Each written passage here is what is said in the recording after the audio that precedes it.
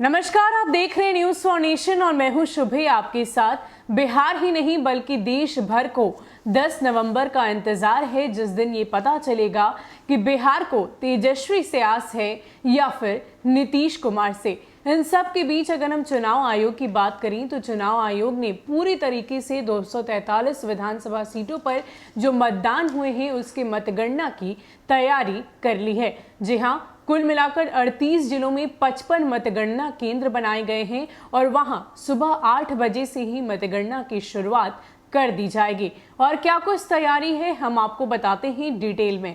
आपको बता दें कि चुनाव आयोग ने बिहार विधानसभा की सभी 243 सीटों व वाल्मीकि नगर संसदीय उपचुनाव में पड़े वोटों की गिनती करने की पूरी तैयारी कर रखी है। इसके लिए सभी 38 जिलों में 55 मतगणना केंद्र बनाए गए हैं। इन केंद्रों पर एक साथ सुबह 8 बजे से मतगणना की प्रक्रिया शुरू हो जाएगी। कोरोना काल में हुए इस चुनाव में खास इंतजाम किए गए थे, जैसे मास्क, ग्लव्स, सैनिटाइजर की व्यवस्था की गई थी। इसी तरह काउंटिंग के लिए भी विशेष व्यवस्था की जा रही है। बताया जा रहा है कि इस कारण चुनाव परिणाम आने में भी कुछ देरी हो सकती है। पहले एक हॉल में ही 14 टेबल लगते थे, लेकिन कोरोना के कारण 2 हॉल में 7-7 टेबल रखे जाएंगे। शुरुआती 2 घंटे में बैलेट वोटों की गिनती की जाएगी। इसके रुझान सबसे पहले सामने आएंगे। हालांकि ईवीएम के वोटरों की गिनती शुरू होने के बाद रुझान में काफी उतार चढ़ाव की संभावना बनी रहेगी। बताया जा रहा है कि पहला परिणाम दोपहर 3 बजे के आसपास आएगा। क्या कुछ विशेष व्यवस्था है वो हम आपको विस्तार में बताते हैं। आयोग के अनुसार मतगणना टेबल पर कंट्रोल यूनिट और वीवीपैट के केयरिंग केस को लाने के पूर्व सैनिटाइज किया जाएगा। कंट्रोल यूनिट और वीवीपैट के डी सीलिंग और चुनाव परिणाम को प्रदर्शित करने के लिए प्रत्येक टेबल पर एक कर्मी प्रतिनियुक्त होंगे। चुनाव आयोग से मिली जानकारी के मुताबिक बिहार विधानसभा चुनाव का परिणाम इस बार आने में थोड़ी देरी हो सकती है। कोरोना काल में हो रहे चुनाव को लेकर बूथों की संख्या में 45% की बढ़ोतरी के कारण सभी बूथों के वोटों की गिनती में थोड़ा अधिक समय लगेगा। बताया गया कि आयोग ने सभी स्ट्रांग रूम की सख्त सुरक्षा की व्यवस्था की है। आयोग के दिशा निर्देश के अनुसार त्रिस्तरीय सुरक्षा व्यवस्था की गई है। वहां सीसीटीवी कैमरा लगाए गए हैं। कोई भी उम्मीदवार या दल के प्रतिनिधि इसे देख सकते हैं। चुनाव परिणाम बड़े पर्दे पर प्रदर्शित किया जाएगा। आयोग ने निर्देश दिया है कि बड़े पैमाने पर मतगणना यानी कि काउंटिंग एजेंट को जगह उपलब्ध कराने में कठिनाई हो तो ऐसी स्थिति में कंट्रोल यूनिट के माध्यम से प्रदर्शित होने वाले चुनाव परिणाम को बड़े पर्दे पर प्रदर्शित करने की व्यवस्था की जाएगी, ताकि मतगणना एजेंट को असुविधा न हो।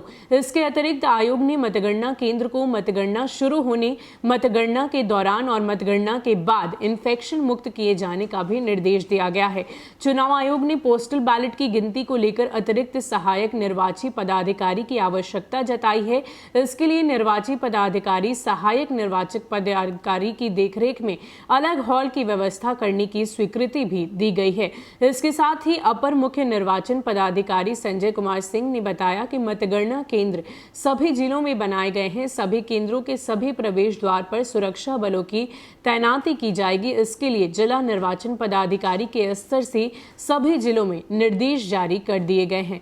तो आपको बता दें कि 10 नवंबर को सुबह 8 बजे से एक साथ सभी 55 केंद्र पर मतगणना शुरू हो जाएगी और इसके साथ साथ इस बार कोरोना को देखते हुए काफ़ी कुछ सुरक्षा बढ़ाई गई है। जिस तरीके से हमने मतदान के दौरान देखा कि हर केंद्र पर जो मतदाता थे उनको ग्लव्स, सैनिटाइजर, फेस शील्ड, ये सारी चीज़ें उपलब्ध कराई जा रही थी, ठीक वैसे ही मतगणना केंद्र पर जो भी मतगणना कर्मी होंगे उन सभी को मास्क, सैनिटाइजर और तमाम तरह की सुविधा दी जाएगी। इसके साथ ही आपको बता दें कि यहाँ पर ट्रिपल लेयर सुरक्षा भी दी जाएगी, यानी कि मतगणना शुरू होने से पहले वहाँ सैनिटाइजेशन कराया जाएगा और जब मतगणना चल रही होगी तब भी सैनिटाइज होगा और उसके बाद भी पूरी तरीके से उस एरिया को सुरक्षित किया जाएगा, डिसइंफेक्टेड किया जाएगा। इसके साथ ही हम आपको बताते चले कि चुनाव आयोग की तरफ से ये बताया जा रहा है कि इस बार जो रिजल्ट है उसको आने में थोड़ी देरी हो सकती है, क्योंकि कोरोना को देखते हुए जो मतदान केंद्र हैं वो ज़्यादा बनाए गए थे और ऐसे में जो मत की गिनती होगी